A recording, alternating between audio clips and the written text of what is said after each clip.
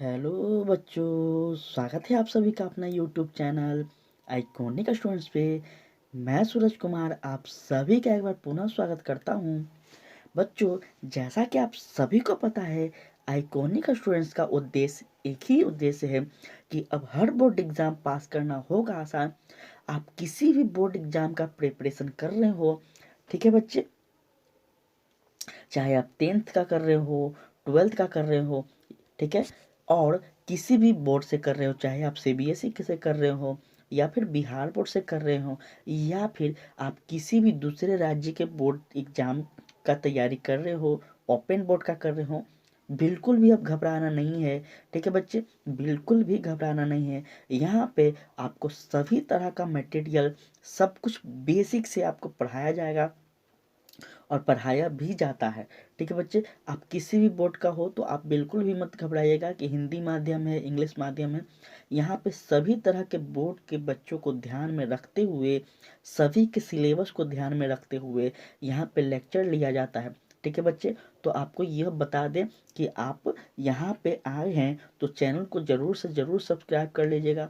यह चैनल उन सभी बच्चों के लिए काफ़ी ज़्यादा इम्पोर्टेंट है जो सिर्फ बोर्ड एग्जाम का तैयारी कर रहे हैं, चाहे वो किसी भी बोर्ड से हो, फर्क नहीं पड़ता। और इस चैनल का सबसे इम्पोर्टेंट बात, सबसे ज़्यादा इस चैनल का जो विशेषता है वह यह है कि आपको यूट्यूब पे कहीं भी देखने को नहीं मिलेगा ऐसा चीज़ जो यह चैनल आपके लिए कर रहा है। कि आपको जो भी लेक्चर लिया जाता है, जो भी आपका क्लासेस ली जाती है, उसका तुरंत आपको क्या किया जाता है बच्चे, तो नोट्स अवेलेबल करवाया जाता है, वो भी निःशुल्क। तो यह सबसे बड़ी इस चैनल की खासियत है बच्चे। हमारा उद्देश्य यही है कि हमारे द्वारा जो भी बच्चे पढ़ें, चाहे वो 10th क्लास की कर रहे हो, 12th की कर रहे हो, हमारे द्वारा जो भी बच्चे पढ़ें वह अपने सपने को, अपने लक्ष्य पे पा सकें। और सबसे इम्पोर्टेंट बात है कि लक्ष्य सिर्फ पाना नहीं है, लक्ष्य में एक बेहतर से बेहतर रिजल्ट भी लाना हमारा उद्देश्य है। इसलिए हम आपको निःशुल्क पूरी तरह से ईमानदारी पूर्वक सारे क्लासेस लेते हैं जब तक आपका एग्ज़ाम ना हो जाए। और सबसे इम्पोर्टेंट बात कि आपको निःशुल्क हम एक भी रुपया बिना मांगे आपको नोट्स अवेलेबल करवाते हैं। तो प्लीज़ बच्चे, आपके लिए हम इतना ज़्यादा कर रहे हैं, आप चैनल को ज़रूर से ज़रूर सब्सक्राइब कर लें। और हाँ बच्चे, आपके दोस्त भाई बहन कोई भी हैं, आप इंस्टा फेसबुक व्हाट्सएप जो कुछ चलाते हैं, प्लीज़ बच्चे इस चैनल को शेयर कर दें। बस इतना आपको करना है, 2 मिनट 1 मिनट टाइम देकर इस चैनल को ज़रूर से ज़रूर शेयर कर दें ताकि उन सभी बच्चों तक पहुंच पाए यह मेरा आवाज़, जो कहीं ना कहीं बोर्ड एग्जाम की तैयारी कर रहे हैं या फिर आने वाले समय में देने वाले हैं। ठीक है, वह चाहे कहीं पे भी बैठे हो बच्चे, वह भी इस चैनल के माध्यम से अपने लक्ष्य की ओर पहुंच पाए। तो चलिए दोस्तों, इसी के साथ हम लोग अपने टॉपिक की ओर बढ़ते हैं। तो आज हम लोग जो डिस्कस करने वाले हैं वो डिस्कस करेंगे, हम लोग वेरी वेरी इंपॉर्टेंट क्वेश्चन जो हम लोग का सीरीज चल रहा है उसके बारे में हम लोग आज डिस्कशन करने वाले हैं। आपको बता दें बच्चे कि हम लोग जो डिस्कस कर रहे हैं वह यूट्यूब पे पहली बार ऐसा देखने को मिलेगा आपको कि बिहार बोर्ड के द्वारा जितना भी 10 से 15 वर्षों में जितना भी आपका क्वेश्चन पूछा गया है प्रीवियस ईयर का, उन सारा क्वेश्चन का हम यहाँ पे आपको क्या कर रहे हैं, डिस्कस करने वाले हैं। पूरे 1 महीना का यह सीरीज चलेगा। आरंभ है प्रचंड के नाम से यह सीरीज है, यह प्लेलिस्ट चल रहा है। तो प्लीज़ बच्चे आप लोग सब्सक्राइब कर लीजिए। यह चैनल आपके लिए बहुत ज़्यादा इम्पोर्टेंट है हर दृष्टि से। अगर आपको देखा जाए तो अगर आपको ऑब्जेक्टिव में बेहतर से बेहतर नंबर लाना है, अगर आपको 50 में 50 लाना है, तो प्लीज़ बच्चे इस चैनल को ज़रूर से सब्सक्राइब कर लीजिए। देखिए, यूट्यूब पे बहुत ऐसे टीचर हैं, बहुत ऐसे यूट्यूबर हैं, चाहे ऑफलाइन में भी, वो आपको मॉडर्न पेपर पढ़ाएंगे, गेस पेपर पढ़ाएंगे, ये सब चीज़ में उलझा कर रखेंगे। लेकिन गेस पेपर मॉडल पेपर से उतना नहीं आने की संभावना होती है जितना कि आप क्वेश्चन बैंक को देख लें। ठीक है, क्योंकि क्वेश्चन बैंक में डायरेक्ट बोर्ड के द्वारा पूछा गया क्वेश्चन है। ठीक है, वो भी 10 से 15 वर्षों तक का पुराना हम आपको रिवाइज करवा रहे हैं। तो क्या आपको लगता है कि इसमें से कितना भी हमारा किस्मत खराब रहेगा तो क्या हम 30-40 नहीं कर पाएंगे? लगभग लगभग आपको पूरे 1 महीना में हमको लगता है कि आप 1000-1500 क्वेश्चन को संग्रह कर पाएंगे। पूरे इस सीरीज में। तो आप ही बताइए, क्या इसमें से आप प्रत्येक सब्जेक्ट में 30-40 भी सही नहीं कर पाएंगे? बिल्कुल कर पाएंगे, ये मेरा दावा है। बस आप इस सीरीज से बने रहें, और जो भी क्लास 12th के बच्चे हैं, जो भी इस साल देने वाले एग्जाम हैं, प्लीज़ बच्चे आप उन सबको शेयर कर दीजिए, सारे ग्रुप में इस चैनल के बारे में बता दीजिए। ठीक है, तो चलिए बच्चे, हम लोग सबसे पहले स्टार्ट करते हैं। क्वेश्चन नंबर पहला क्या कह रहा है? क्वेश्चन नंबर पहला कह रहा है, आपके सामने है बच्चे, कि हड़प्पा सभ्यता की मोहरे, ठीक है, मोहरे किस चीज की बनी होती थी? चैप्टर नंबर 1 का यह क्वेश्चन कह रहा है। जब आप पढ़े होंगे तो आपको पता होगा कि हड़प्पा सभ्यता जो था बच्चे, ठीक है, हड़प्पा सभ्यता में एक मोहरे होती थी। एक मोहर जो होता था, वह मोहर किस प्रकार का बना हुआ था तथा उस मोहर किस चीज का बना हुआ था? तो इसका आंसर अगर हम लोग देखना चाहें तो आंसर क्या है? ऑप्शन नंबर ए कह रहा है लोहा, ऑप्शन नंबर बी कह रहा है तांबा, ऑप्शन नंबर सी कह रहा है कांसे, तथा ऑप्शन नंबर डी क्या कह रहा है? सेल खड़ी। इसका सही आंसर अगर हम लोग देखना चाहें बच्चे, तो इसका सही आंसर क्या हो जाएगा? ऑप्शन नंबर डी, अर्थात सेल खड़ी इसका सही आंसर हो जाएगा। ठीक है, हड़प्पा सभ्यता की मोहरें किससे बनी होती थी? तो सेल खड़ी से बनी हुई थी। चलिए आगे हम लोग जल्दी जल्दी करते हैं। तो आगे चलें, तो आगे कह रहा है, क्वेश्चन नंबर 2 कह रहा है बच्चे कि बनावली किस राज्य में स्थित थी? तो बनावली, आपको बता दें कि बनावली किस राज्य में स्थित थी। तो इसका सही आंसर हो जाएगा ऑप्शन नंबर ए, अर्थात क्या था बच्चे? हरियाणा में क्या था? बनावली स्थित थी। ठीक है, देखिए हम क्वेश्चन को ज़्यादा एक्सप्लेन नहीं करेंगे, क्योंकि हम ये सब चीज़ आपको पढ़ा चुके हैं, आप प्लेलिस्ट में जाकर देख लीजिएगा। ठीक है बच्चे, तो फटाफट हम क्या करेंगे, इस क्वेश्चन को, ऑब्जेक्टिव को यहाँ पे हम लोग डिस्कस करेंगे, क्योंकि हमारा उद्देश्य क्या है कि आपको ज़्यादा से ज़्यादा क्वेश्चन का संग्रह देना। ठीक है, और इस PDF को आप टेलीग्राम से ज्वाइन हो जाइएगा, टेलीग्राम पे आप डाउनलोड करके घर पे भी आप रिवाइज करते रहिएगा। ठीक है, कह रहा है क्वेश्चन नंबर तीसरा कि लोथल किस नदी के किनारे है? ठीक है, लोथल एक स्थान का नाम था। ठीक है, जब आप सिंधु घाटी सभ्यता पढ़े होंगे, ठीक है, तो उसमें आप पढ़े होंगे बच्चे कि लोथल एक स्थान का नाम था। कहाँ था बच्चे? क्या सिंधु में था, क्या ब्यास में था, क्या भोगवा था, क्या रावी था, कौन सा था? तो इसका सही आंसर अगर आप देखना चाहें तो इसका सही आंसर आपको ऑप्शन नंबर सी क्या होगा? भोगवा में यह क्या था बच्चे? तो लोथल किस नदी के किनारे था? तो भोगवा नदी के किनारे था। ठीक है, चलिए आगे हम लोग क्वेश्चन नंबर 4 की बात की जाए कि सिंधु घाटी के निवासियों को किस धातु का ज्ञान नहीं था? तो आपको बता दें कि सिंधु घाटी के जो लोग थे, क्या था? सोना था, चांदी है, लोहा है, तांबा है। तो आपको बता दें कि तांबा युग भी आया था, लोह युग भी आप पढ़े होंगे। तो सबसे ज्यादा इंपॉर्टेंट क्या है इसमें? ऑप्शन नंबर बी क्या है बच्चे? इंपॉर्टेंट है, अर्थात क्या है? चांदी का उनको ज्ञान नहीं था। सिंधु घाटी सभ्यता के जो नागरिक थे, जो लोग थे, उनको चांदी का ज्ञान नहीं था। सबसे पहले किस धातु का ज्ञान हुआ था? तांबा का। ठीक है, आप कांस्य युग पढ़े होंगे। चलिए आगे कह रहा है कि हड़प्पा सभ्यता किस युग की सभ्यता है? क्या पूर्व पाषाण युग है? ठीक है, क्या पूर्व पाषाण युग है, क्या मध्य नव पाषाण युग है, क्या लौह पाषाण युग है, या क्या कांस्य पाषाण युग है? तो आपको बता दें यह क्या है बच्चे? ऑप्शन नंबर सी इसका सही आंसर हो जाएगा, कांस्य युग है। ठीक है, क्या है? हड़प्पा सभ्यता के समय कांस्य का युग था, क्योंकि यहाँ पे कांस्य का प्रयोग होने लगा था। ठीक है, इसलिए इसे कांस्य युग के नाम से जाना जाता है। कह रहा है क्वेश्चन नंबर 6 कि हड़प्पा संस्कृति आधारित थी क्या पे? व्यापार पे, कृषि पे, पशुपालन पे, या फिर शिकार पे? तो याद रखिएगा, जो हड़प्पा सभ्यता थी, हड़प्पा संस्कृति थी, वह किस चीज पे आधारित थी? तो कृषि पे आधारित थी, व्यापार पे आधारित थी, या फिर पशुपालन पे? तो इसका सही आंसर आप देख सकते हैं, क्या थी? व्यापार पे। ठीक है, चलिए हम लोग फटाफट करते हैं बच्चे। तो क्वेश्चन नंबर 7 कह रहा है कि हड़प्पा सभ्यता के लोग उपासना करते थे किसकी? विष्णु की, वरुण की, मातृ देवी की, या फिर इंद्र की? तो याद रखिएगा, जो हड़प्पा सभ्यता के लोग थे, उपासना का मतलब किसकी पूजा करते थे? किसकी प्रतिमा की पूजा करते थे? तो याद रखिएगा, मातृ देवी की पूजा करते थे। ठीक है, मातृ देवी की पूजा करते थे। ठीक है, जिस तरह से आज के समय में हम लोग माँ दुर्गा, माँ सरस्वती, माँ काली, इस तरह की माता का हम लोग क्या करते हैं? उपासना करते हैं, पूजा करते हैं।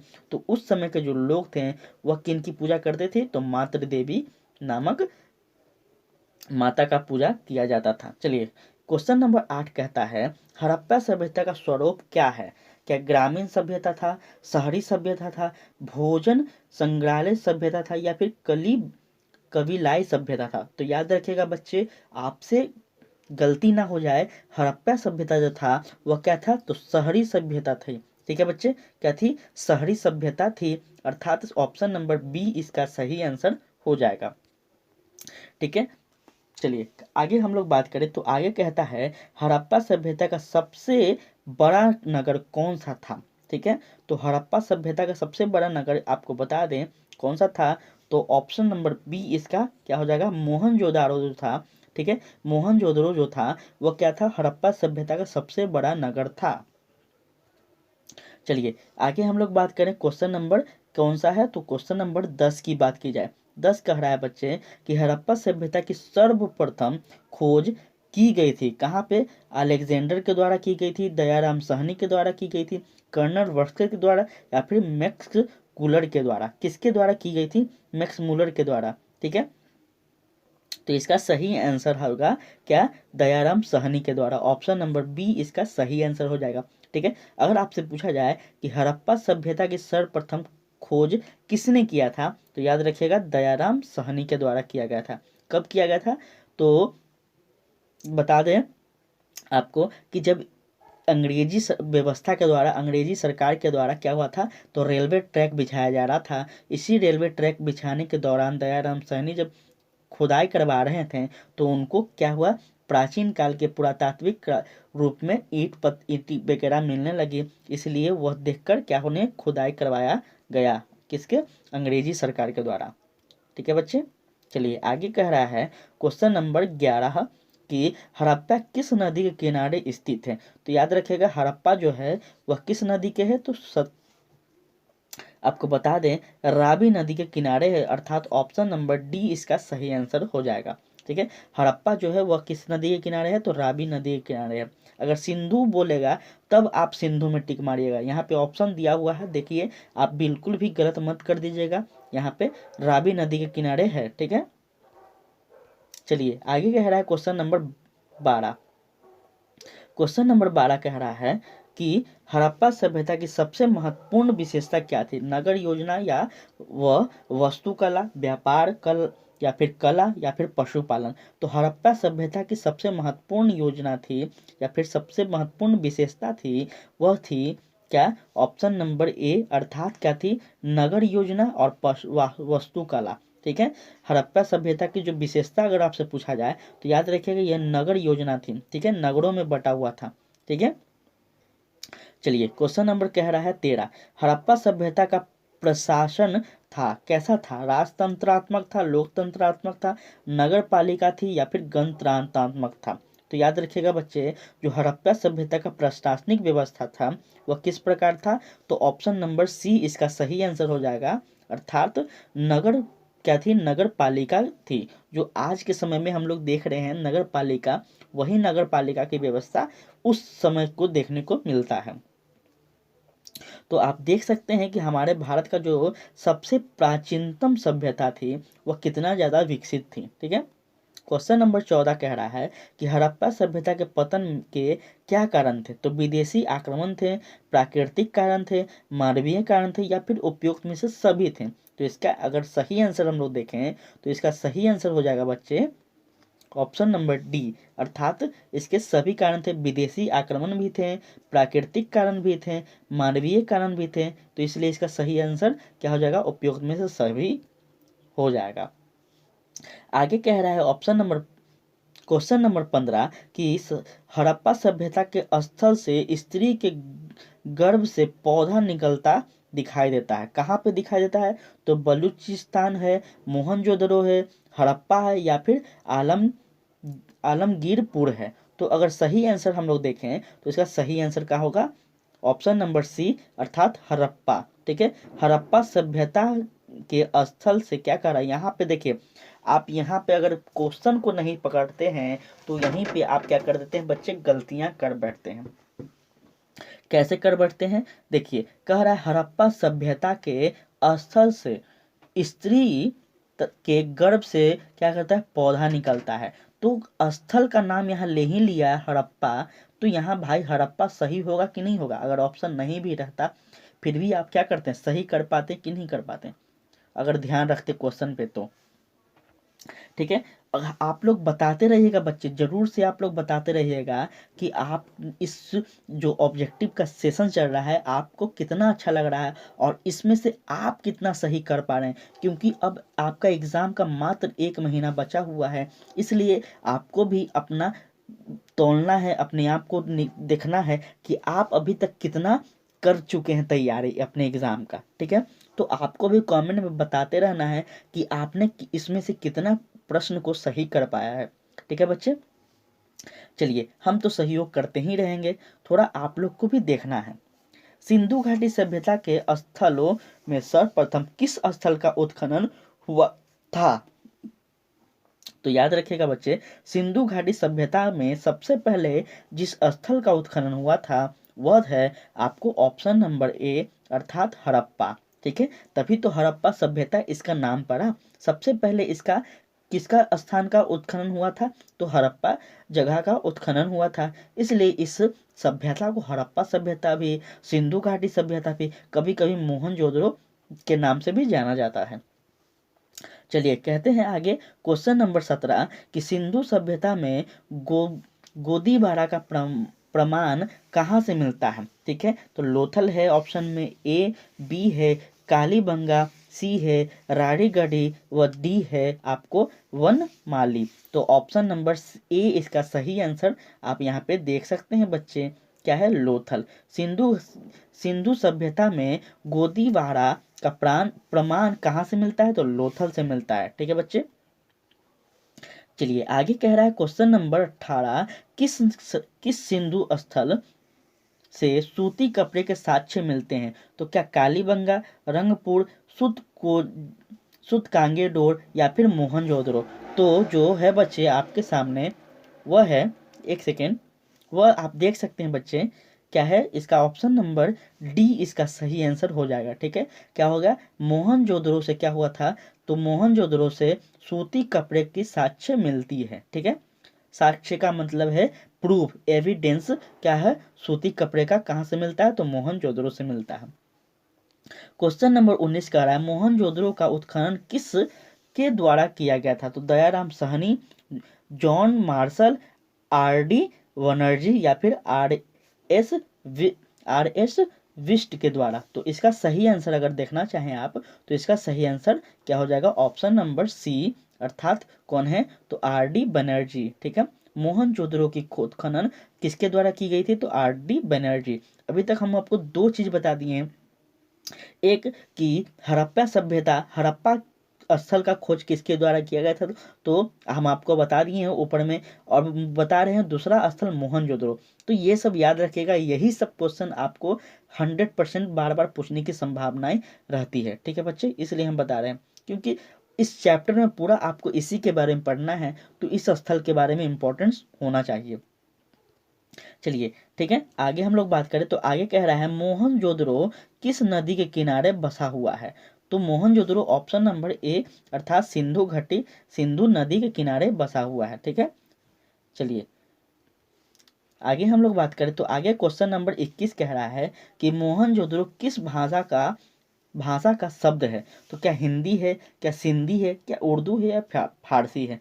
तो याद रखिएगा बच्चे, जो मोहनजोदड़ो है वो कौन सा भाषा है? तो याद रखिएगा सिंधी भाषा है। ऑप्शन नंबर सी इसका सही आंसर होगा, क्योंकि सिंधु घाटी सभ्यता यहीं पे आप समझ सकते हैं ना।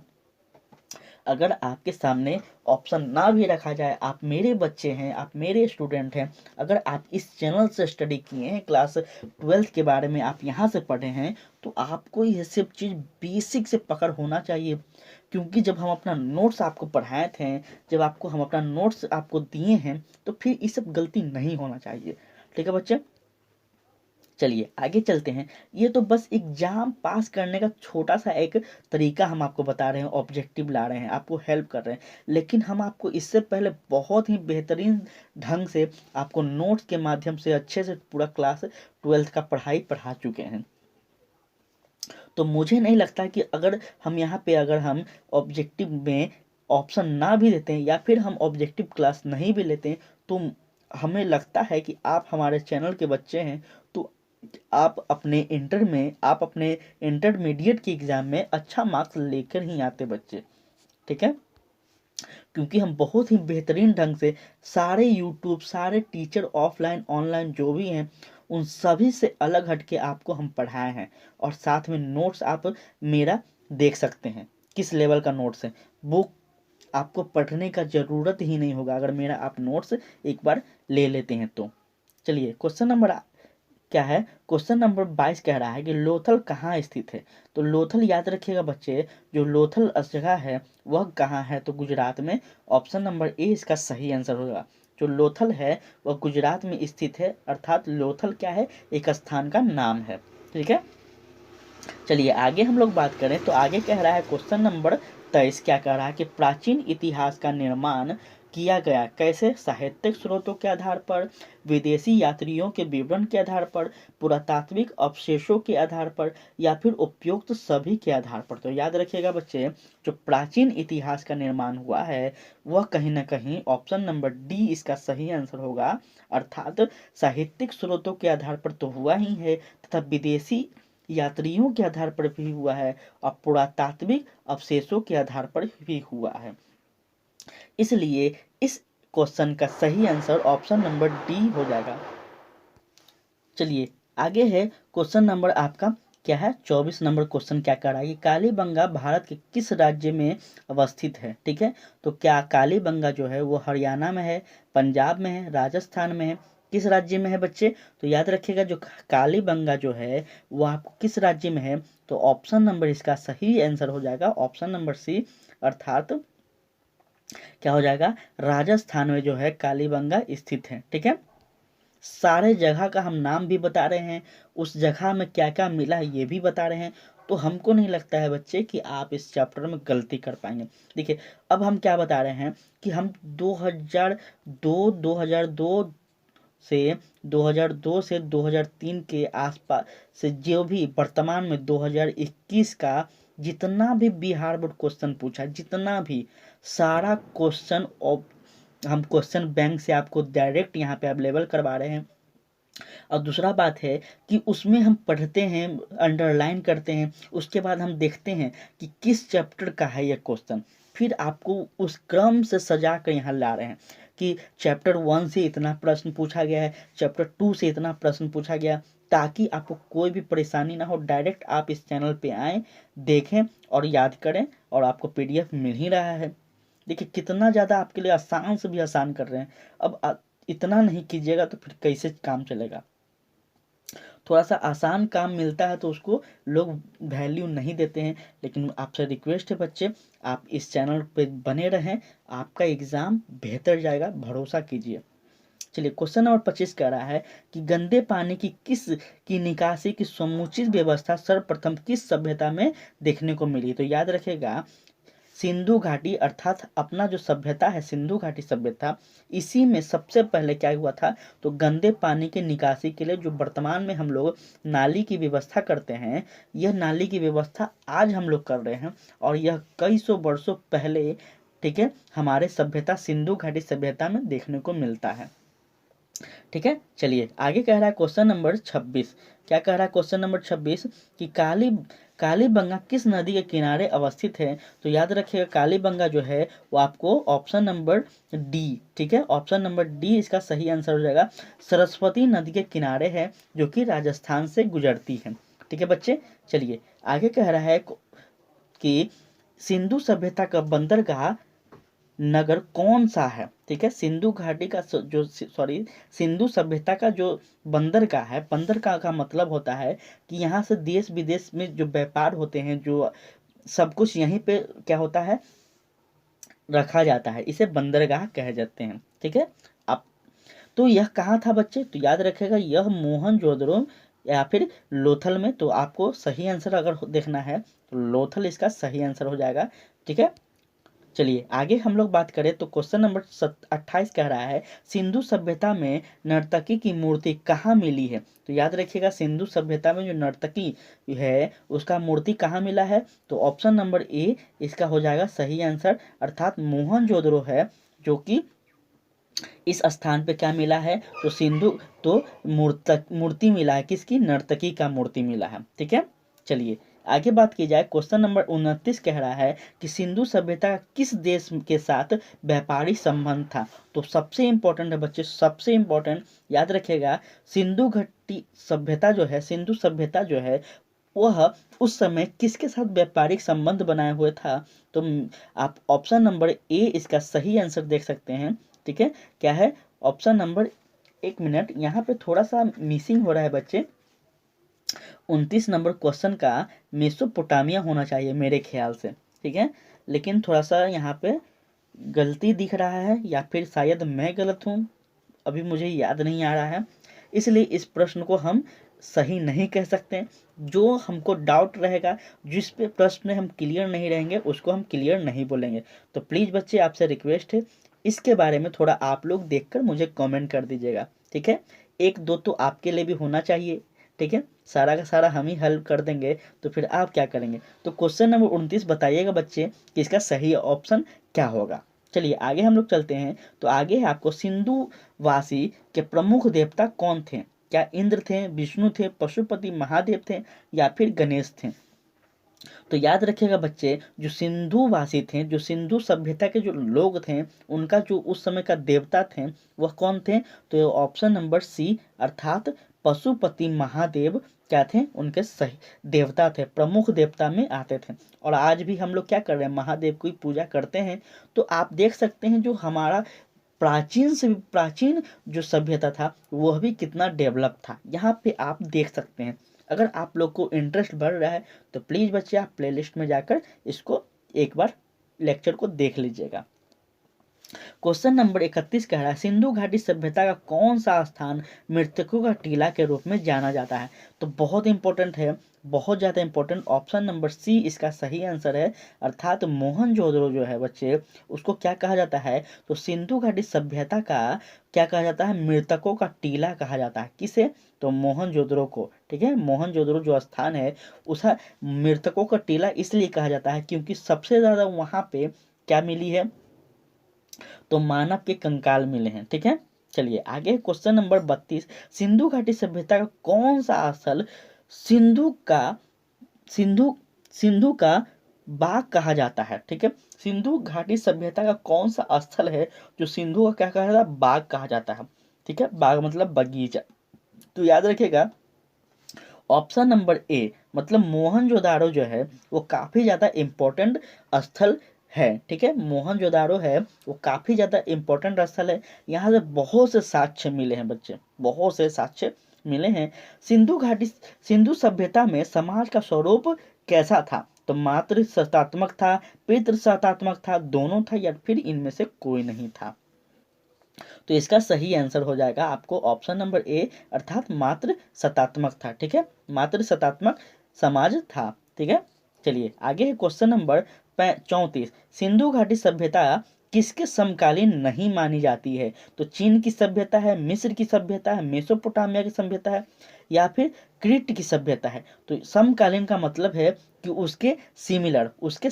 ठीक है, किस सभ्यता के सिमिलर नहीं मानी जाती, किस सभ्यता के समकालीन, मतलब दोनों सभ्यता बराबरी में उस समय चल रही थी। तो याद रखिएगा ऑप्शन नंबर ए इसका सही होगा। ठीक है, चीन की सभ्यता जो है वह क्या है, सिंधु घाटी सभ्यता चीन की सभ्यता के बराबर क्या है, समकालीन नहीं मानी जाती है। ठीक है, चलिए आगे क्वेश्चन नंबर हम 35 की बात करें तो सिंधु घाटी सभ्यता का क्षेत्रफल किस आकार का है। तो याद रखिएगा सिंधु घाटी का जो क्षेत्रफल है, जो इसका भूगोल है, अगर हम लोग देखें भूगोल की दृष्टि से अगर हम लोग इसका क्षेत्रफल देखें तो याद रखिएगा इसका क्षेत्रफल क्या है, तो त्रिभुजाकार है। ठीक है, क्या है ऑप्शन नंबर डी इसका सही आंसर है। जो भारत की रचना की गई है इस प्रकार से, तो सिंधु घाटी सभ्यता जो है बच्चे वह इस इधर की ओर से क्या होती है, शुरुआत की जाती है। तो इसलिए इसे त्रिभुजाकार बोलती है, ऐसे है ऐसे है। ठीक है, तो इसलिए इसे त्रिभुजाकार के रूप में कहा जाता है सिंधु घाटी सभ्यता को। चलिए, किस सिंधु स्थल में महिला और पुरुष को एक साथ दफनाया गया है? तो क्या लोथल है, सुत कांगेडोर है, रोपन है या फिर बनवाली है? तो याद रखिएगा इसका सही आंसर हो जाएगा आपका रोपड़। रोपड़ क्या है बच्चे? ऑप्शन नंबर सी इसका सही आंसर है। सिंधु स्थल में महिला और पुरुष को एक साथ कहाँ दफनाया जाता था? तो रोपड़ में दफनाया जाता था। ठीक है, चलिए क्वेश्चन नंबर 37 कह रहा है कि सिंधु घाटी सभ्यता में विशाल स्नानगार के अवशेष कहाँ से प्राप्त होते हैं? तो याद रखिएगा जो विशाल स्नानगार है वो कहाँ से प्राप्त होते हैं? तो ऑप्शन नंबर बी क्या है? Option number B Mohenjodaro. देख सकते हैं आप सबसे ज्यादा क्या हो रहा है, बार बार मोहनजोदारो पे ही आपका क्वेश्चन फंस रहा है। मोहनजोदारो से काफी ज्यादा आपको सभ्यता, उस सभ्यता में काफी ज्यादा क्या मिली? अवशेष मिली है।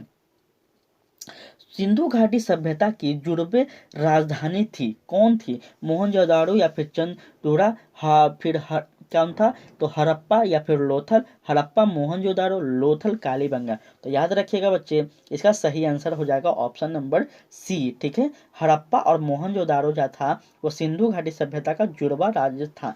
क्या था? जुड़वा राजधानी था। ठीक है, चलिए आगे हम लोग क्वेश्चन नंबर 39 की बात करें तो क्वेश्चन नंबर 39 कह रहा है कि राखल दास बनर्जी को मोहनजोदारो के अवशेष किस वर्ष मिले थे? तो याद रखिएगा बहुत इंपॉर्टेंट, बहुत ज्यादा इंपॉर्टेंट है। ऑप्शन नंबर सी क्या होता? 1922 ईस्वी में राखल दास बनर्जी को क्या हुआ था? मोहनजोदारो स्थल का अवशेष मिला था। ठीक है, मोहनजोदारो की खोज कब हुई थी? तो 1922 ईस्वी में हुई थी। किसके द्वारा की गई थी? तो राखल दास बनर्जी के द्वारा की गई थी। कोई समस्या किसी बच्चे को?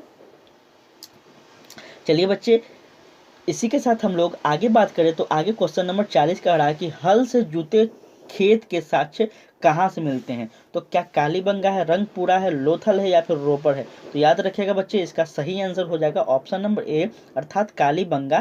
क्या है? कालीबंगा में हल से जुते खेत का क्या मिलता है? साक्ष्य मिलता है। ठीक है, चलिए आगे क्वेश्चन नंबर 41, पशुपति महादेव की मुहर में निम्न में से कौन सा जानवर नहीं पाया जाता है? हाथी, बाघ, शेर, भैंस। कौन सा जानवर नहीं पाया जाता है? तो ऑप्शन नंबर इसका क्या हो जाएगा? सी। क्या हो जाएगा? बाघ जो है वह क्या है बच्चे? तो महादेव की जो पशुपति महादेव की जो मुहर थी उसमें बाघ की जो है वो उसका मुहर नहीं दिखता है, उसका चित्र नहीं दिखता है। चलिए, कह रहा है क्वेश्चन नंबर 42, किस स्थान से शतरंज की तरह खेल के प्राप्त हुए हैं? ठीक है, किस स्थान से शतरंज की तरह खेल का प्रमाण प्राप्त हुए हैं? तो याद रखिएगा बच्चे इसका सही आंसर आपको क्या हो जाएगा? Option number D. ठीक है, लोथल से क्या हुआ है? तो लोथल से क्या हुआ है बच्चे? शतरंज के टाइप का एक खेल का क्या हुआ है? क्या हुआ है? प्राप्त हुआ है। चलिए क्वेश्चन नंबर 43 का रहा है राय बहादुर दयाराम सहनी ने कहाँ उत्खनन करवाया था? थोड़ा सा बच्चे आप लोग मैनेज कर लीजिएगा क्योंकि थोड़ा सा न्यू ईयर का सबको जोश है, न्यू ईयर का सबको मनाने का थोड़ा सा है, इसलिए थोड़ा सा पटाखा वगैरह का क्या हो रहा है? आवाज हो रहा है, तो थोड़ा सा आप लोग कर लीजिएगा।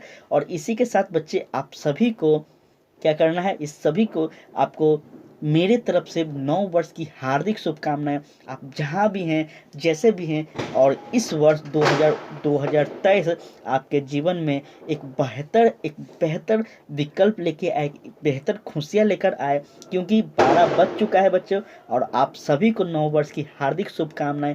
इसी 9 वर्ष की शुभकामनाओं के साथ आपका यह 2023 अच्छा जाए, आप अपने लक्ष्य को प्राप्त करें, यही मेरा आप